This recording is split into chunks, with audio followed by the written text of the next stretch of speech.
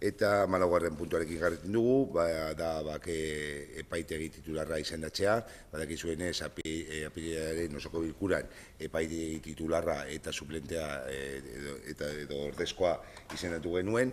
Titularra esan du, errenuntzia egin du, horrezagatik esan digu Justiziako Tribunalak izendapen berria egin behar dugula, eta proposamena ekartzen da ordezkoa izan zena, orain titularra moduan izendatzea. Dagoen pertsona, eta berari ere nik atzo berarekin hitz egin nuen, esateko gaurko izendapena ekarriko zela.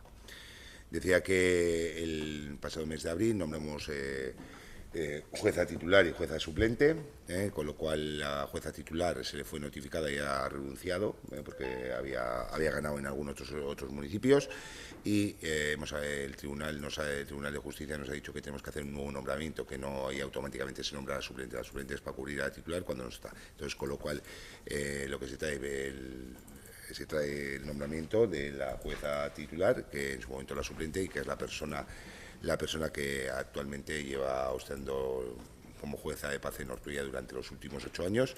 Yo ayer, igual que en los partidos, me puse en contacto con ella para decirle que íbamos a traer la propuesta. Asier. Nada, cumplir con el procedimiento, nada más.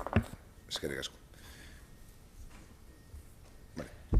Vale, procedura, vale.